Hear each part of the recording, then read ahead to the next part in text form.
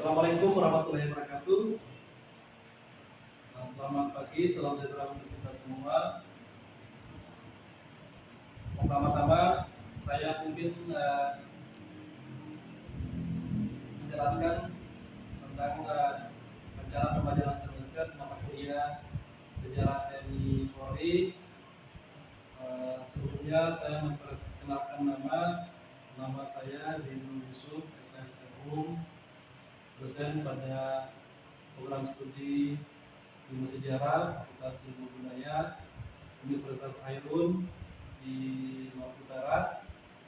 Saya menjadi dosen pegawai negeri diangkat pada tahun 2008 dan sekarang golongan saya pada lektor dan jabatan sebagai ketua program studi ilmu sejarah. Mata kuliah sejarah TNI Polri kita akan kuliah selama pertemuan di kelas sebanyak 14 pertemuan perkuliahannya dan ditambah dengan 2 ujian tengah semester dan ujian akhir semester UTS dan UAS. Jadi totalnya sebanyak 16 pertemuan. Nah, pada berikut ini saya akan deskripsi singkat mata kuliah sejarah TNI Polri CPL capaian program pembelajaran prodi yang dibebankan pada mata kuliah. Pertama, berperan sebagai warga negara yang bangga dan cinta tanah air, memiliki nasionalisme serta rasa cinta dan tanggung jawab pada negara dan bangsa. Taat hukum, yang berikut taat hukum dan disiplin dalam kehidupan berbangsa dan bernegara. Yang berikut mampu mengidentifikasi permasalahan sosial, ekonomi, budaya, politik dalam perspektif sejarah. Yang berikut lagi mampu menerapkan pemikiran logis, kritis, sistematis, dan inovatif dalam konteks pengembangan atau implementasi ilmu pengetahuan dan teknologi yang memperhatikan dan menerapkan nilai-nilai humaniora sesuai dengan bidang keahliannya. Mampu memelihara dan mengembangkan jaringan kerja dengan pembimbing, kolega, sejawat baik dalam maupun luar negara. Mampu menyediakan layanan kesejarahan berupa sejarah lokal, sejarah nasional, serta penulisan biografi. Capaian pembelajaran mata kuliah CPNK mampu merancang dan mengidentifikasi permasalahan sosial, ekonomi, politik berdasarkan prinsip keterbaruan dalam bidang sejarah dengan memelihara dan mengembangkan jaringan kerja kolega sejawat baik di dalam maupun di luar lembaga dengan sikap tanggung jawab. Sub CPNK di situ yaitu mampu menjelaskan sejauh mana peran AMPRI atau TNI Polri. Kedua, mampu menjelaskan pengertian dari militer. Berikut menjelaskan bagaimana sejarah Polri sebelum kemerdekaan Indonesia, masa kolonial Belanda, masa pendudukan Jepang. Berikut mampu menjelaskan latar belakang operasi Trikora dan menjelaskan tentang fungsi AMPRI.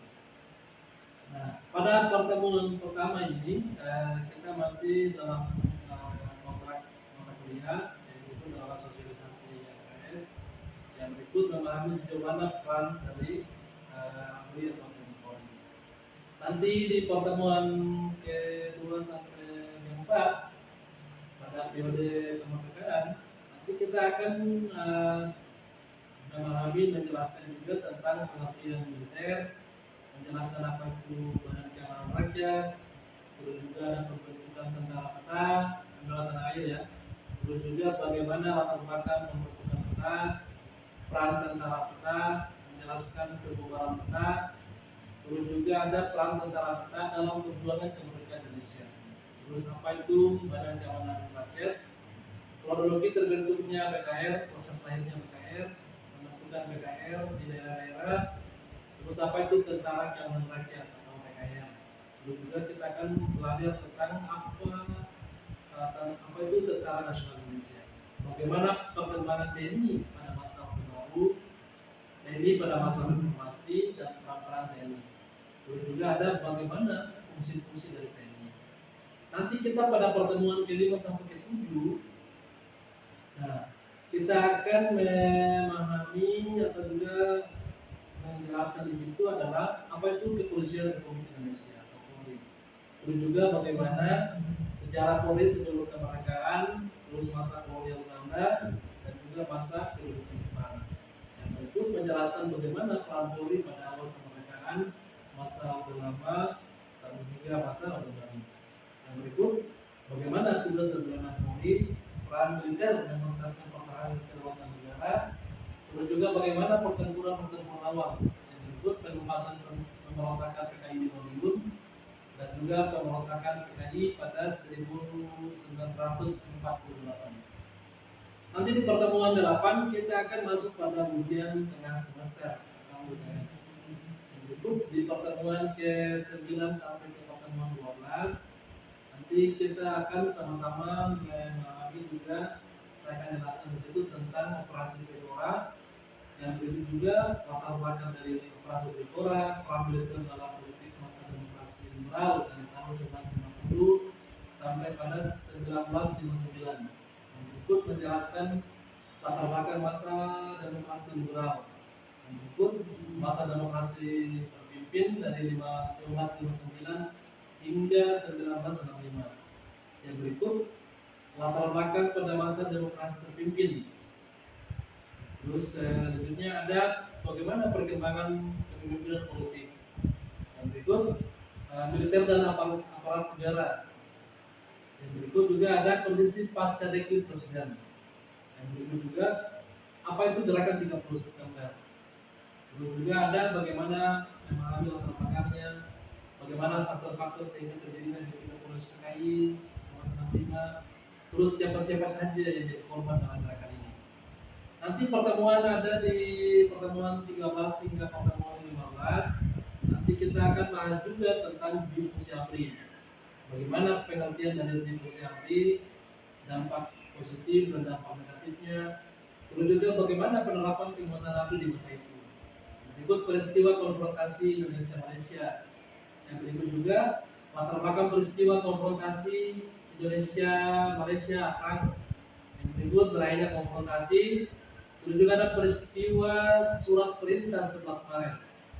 Yang berikut ada latar belakang peristiwa surat perintah 11 Maret atau Superselar dan apa isi dari surat perintah 11 Maret tersebut. Dan pertemuan terakhir kita akhiri dengan evaluasi akhir atau yang biasa kita sebut dengan ujian akhir semester. Nah, berikut saya akan menjelaskan tentang teknik pengajaran di dalam kelas. Terima kasih.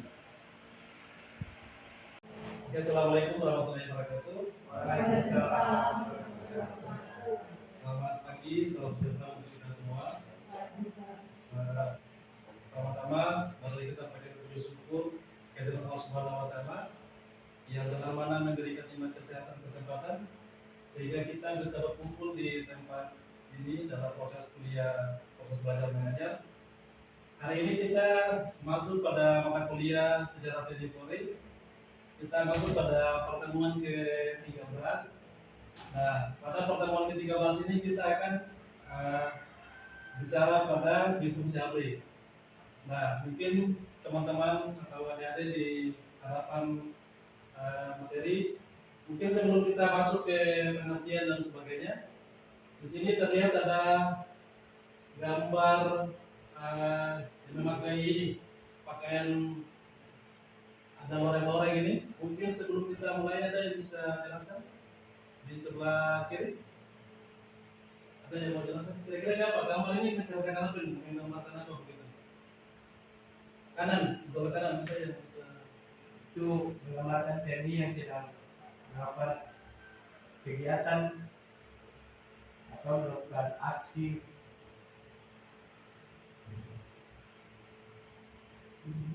Ya, intinya melakukan ini kegiatan aktivitas itu ya. Jadi maka TNI di sebelah kiri ada yang bisa menambahkan? Yang ini. Nah, kalau ada dua gambar berikutnya lagi, ada satu gambar yang ini, kita bisa jelaskan. Indah, yang digambarkan.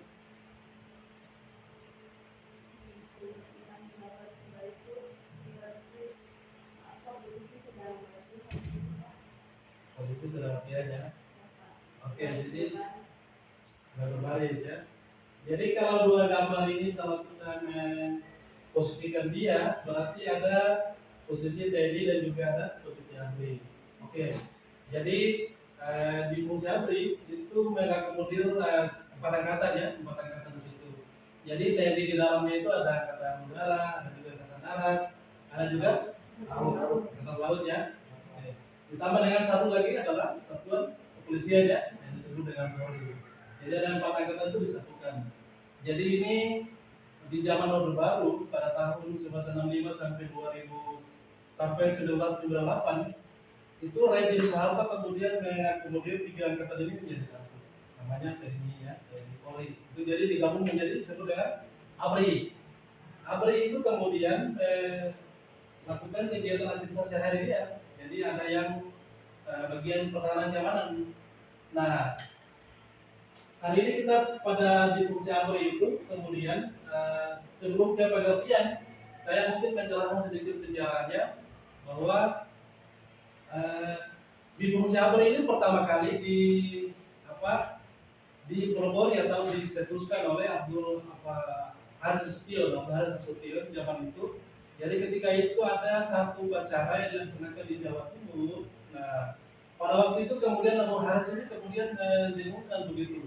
Bagaimana kalau kemudian TNI Polri ini, ABRI ini kita kemudian ada dua fungsi begitu, ada tugas tambahan. Karena kalau konsep di luar negeri, di Barat dan sebagainya, di luar di Eropa, itu cuma fokus pada angkatan perang, begitu cuma perang saja, pertahanan keamanan. Nah, memang kalau kita bicara soal di fungsi ABRI ini pada zamannya itu belum mungkin mereka menganggap paling terbaik sudah, paling visioner, paling reformasi, paling luar biasa begitu. Tapi mungkin di zaman ini kita sudah menganggap bahwa TNI Polri ABRI itu sudah tidak zamannya lagi begitu kan, tidak menganggap ini zaman yang paling terbaik di zaman reformasi ini. Tapi satu ketika nanti di zaman itu kita menganggap bahwa zaman itu tidak terbaik. Jadi begitu. Jadi di zaman yang Orde Baru itu mereka menganggap mereka yang luar biasa revolusi di pada TNI dan Polri dan sebagainya. Jadi waktu itu Abu Haris menyampaikan bahwa TNI itu apa ini harus ada di fungsi, ada fungsi ganda begitu. Jadi selain sebagai pertahanan keamanannya, tapi juga dia melakukan kegiatan di luar pertahanan keamanan. Jadi ada sosial politiknya, ada main ganda begitu. Nah, di sini ada pengertian tentang di fungsi ABRI itu. Nah, itu kalau kita melihat di beberapa sumber itu menceritakan bahwa pengertian di fungsi ABRI itu adalah satu doktrin di lingkungan militer yang menyebutkan TNI ada dua. Pertama, dia sebagai menjaga pertahanan keamanan. Jadi dia menjaga teritorial negara, juga luar negeri ya, menjadi batas-batas negara. Tapi juga dia juga menjadi pertahanan keamanan, kamtipmas di masyarakat dan sebagainya, pertahanan ketertiban di masyarakat. Tetapi juga dua selain itu juga ada kemudian memegang kekuasaan dan mengatur negara. Jadi ada dua fungsi itu. Jadi pertama sebagai menjaga pertahanan keamanan dan ketertiban negara, tapi dua juga dalam memegang kekuasaan dan mengatur negara. Nah, dengan fungsi dan peran ganda ini kemudian ini kan memegang posisi strategis di pemerintahan.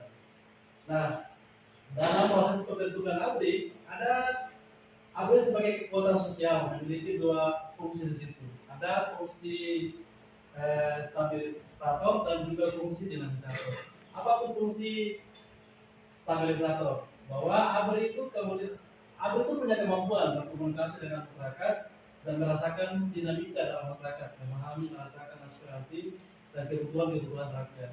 Juga ABRI juga memungkinkan untuk bagaimana membimbing, menggugah dan mendorong masyarakat untuk berpikir dalam berpartisipasi dalam pembangunan. Contohnya ada di ABRI Masuk Desa. Jadi ABRI Masuk Desa itu ada 3 program di situ. Pertama itu mempunyai sistem keamanan pertahanan rakyat di lapangan.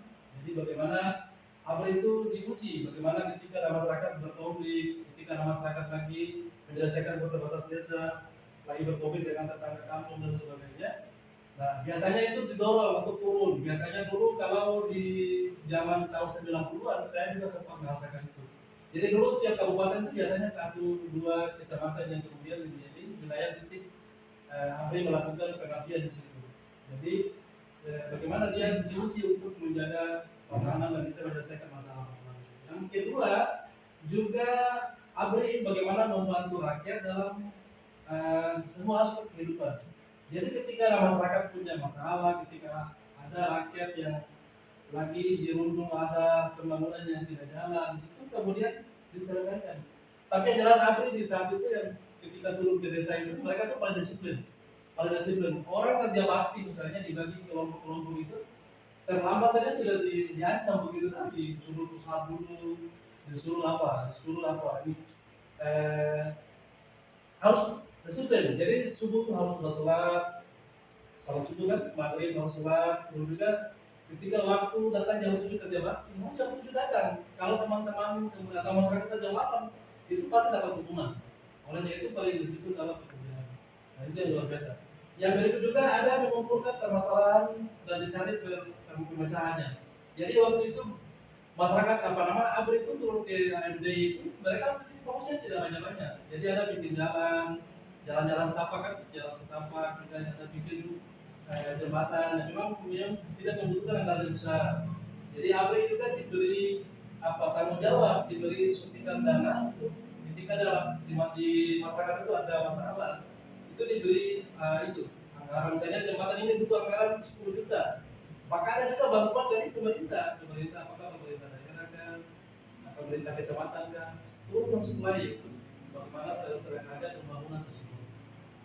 Yang berikut mereka juga selain bikin jalan setapak sebenarnya, untuk ada jembatan, terus juga permasalahan sosial lainnya. Jadi mereka tuh disiplin terutama pada waktu sholat, terus juga waktu kerja, jam pulang, jam makan. Jadi bagaimana kita dilatih untuk disiplin begitu. Orang ABRI itu kerjanya begitu. Yang berikut selain AMD, yang tadi fungsi dinamisator, ini yang kedua adalah fungsi stabilisator. Itu bagaimana kemampuan ABRI dalam berkomunikasi dengan rakyat, merasakan dinamika masyarakat, juga memahami aspirasi di kehidupan masyarakat. Yang membuat ABRI itu menjadi jalur penting dalam pengawasan kesadaran sosial yang tinggi. Jadi ketika ABRI turun ke desa dan sebagainya, mereka itu selalu ada bimbingan rohani juga sebenarnya, ada bimbingan kesadaran. Selain di kampung juga di sekolah itu diberi kesadaran begitu. Saya dulu pernah turun merasakan juga ketika di SMA itu ada di hari Senin misalnya setelah upacara itu biasanya aku sering datang di tahun 90-an itu ya 96, 97, 98 itu ABRI cenderung pokoknya mereka itu bagaimana menjaga negara itu biar aman nyaman. Selain itu juga mereka tidak mau generasi muda Indonesia itu hancur begitu, moralnya rusak, terus juga akhlaknya juga begitu kan. Jadi setiap hari Senin itu mereka sosialisasi narkoba, sosialisasi pentingnya miras dan sebagainya. Jadi dampak negatifnya seperti apa, dampak positifnya seperti apa, itu disosialisasikan. Free sex kan begitu. Nah itu yang dijelaskan sehingga kita merasa menyayangi kita terus bagaimana turut menjaga keamanan negara, paling tidak jangan bikin kacau di lingkungan kita, begitu kan. Jadi bagaimana mereka itu punya tanggung jawab dan punya cinta nasionalisme itu yang luar biasa. Mereka pupuk pada generasi muda, anak sekolah, juga mahasiswa juga turut bagaimana menjaga disiplin.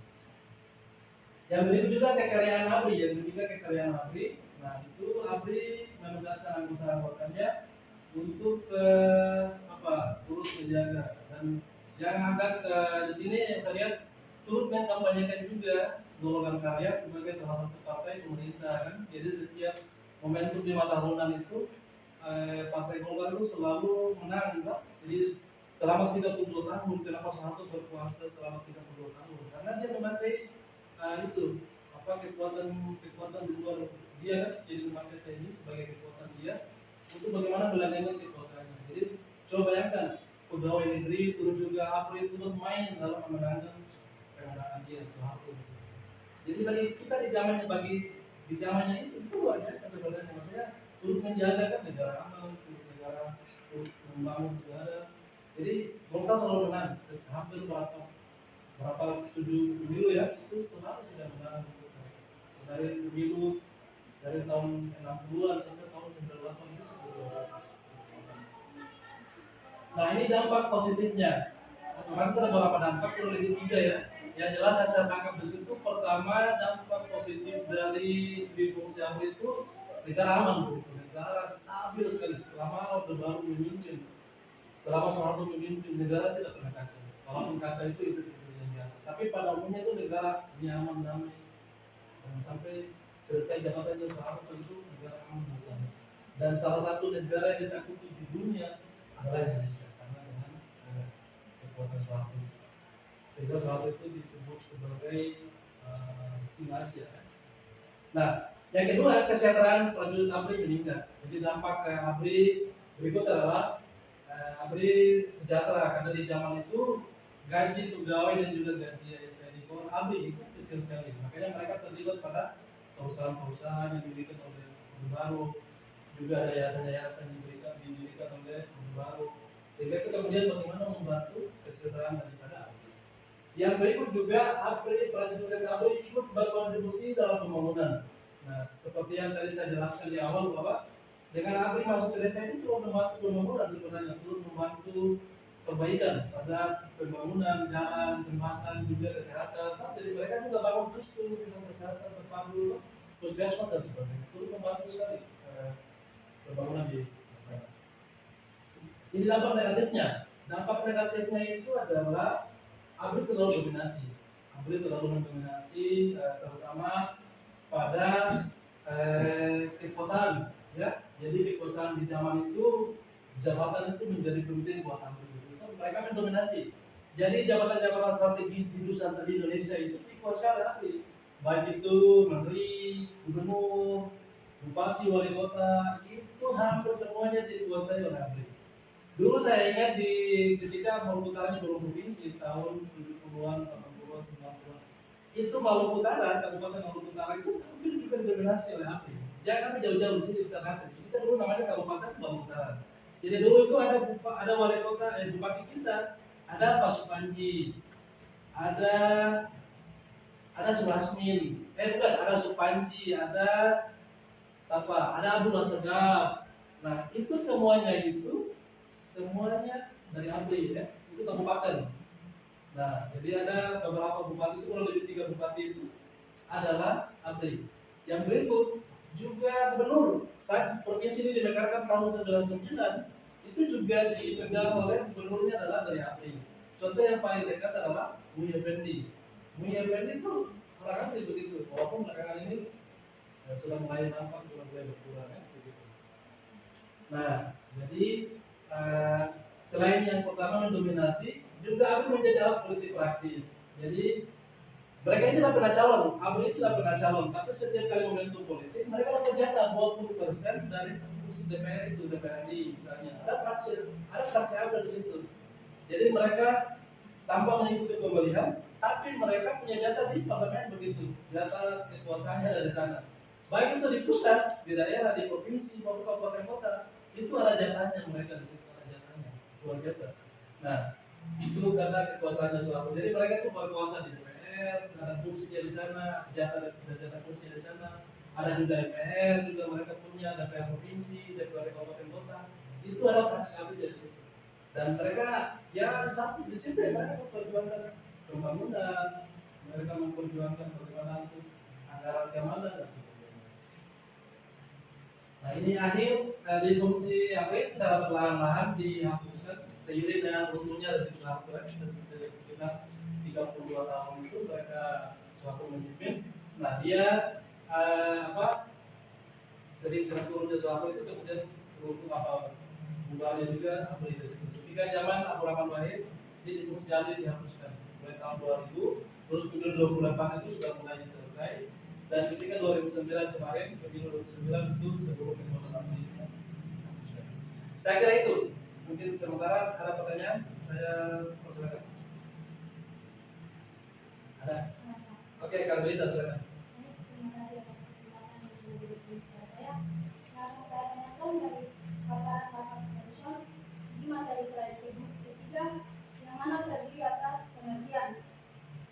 di dalamnya juga Bapak paparkan mengenai dua fungsi. Apakah dua fungsi tersebut masih berlaku pada bidang politik dan pemerintahan pada saat ini?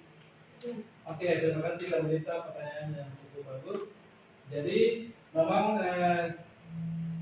ketika tahun 2009 itu kelapa rejim pokoknya ABRI itu tidak lagi berkuasa di parlemen, juga tidak ada lagi. Tapi sebenarnya bibit-bibitnya apa ya, sampai hari ini sebenarnya kalau kita melihat tidak ada lagi ya, tidak ada lagi. Jadi sekarang yang mulai ketat di undang-undang diperketat, undang-undang lagi pemilu misalnya. Jadi sekarang itu ada kita di undang-undang kepemiluannya, di mana setiap anggota TNI Polri maupun PNS kalau misalnya mencalonkan diri dari anggota DPR atau mencalonkan apa saja, presiden kan, DPR atau juga dari berbagai provinsi kabupaten kota, ketika mencalonkan dari situ ya maka harus hukum wajibnya harus mengundurkan diri. Jangan sampai jauh-jauh. Kita ambil contoh putranya SBY, siapa? Agus Harti Yudhoyono ya, AHY itu sekarang dia ketika menjadi padahal lagi bagus-bagus jabatan dia di karirnya di politik, jadi HP di TNI itu lagi ya karirnya lagi naik kan lagi bagus. Tiba-tiba begitu SBY ketika berkuasa menjadi Partai Demokrat, ketika SBY turun dari ketua, nah sekarang apa? Anaknya yang turun, ada yang jadi ketua umum kan? Nah salah satunya apa dia harus mengundurkan diri dari TNI, sehingga itu kemudian tidak lagi mengganggu kinerja. Karena kalau kemudian masih begitu akan mencampur adukan. TNI juga begitu, apa? Maksud saya PNS juga begitu. Ketika mau mencalonkan diri, masuk ke ruang politik, maka dia harus wajibnya harus mengundurkan diri, mencalon PPRK, mencalon bupati, wali kota, gubernur, atau juga presiden harus wajibnya mengundurkan diri. Nah, tetapi ruang-ruang yang saya maksud itu, ABRI sekarang itu lebih cenderung bekerja pada ruang-ruang sosial kan, cenderung pada ruang sosial. Hari ini itu saya melihat ya kuasanya mereka tidak lagi di situ. Kalau otomatis mau ke calon ke sana, maka dia harus wajibnya bunuh diri. Tapi saya lihat dan saya tangkap sekarang itu ABRI lagi bagus-bagusnya, TNI lagi, menurut saya TNI lagi bagus-bagusnya itu mereka pada kerja-kerja sosial, ya, kerja-kerja sosial yang bagus kan.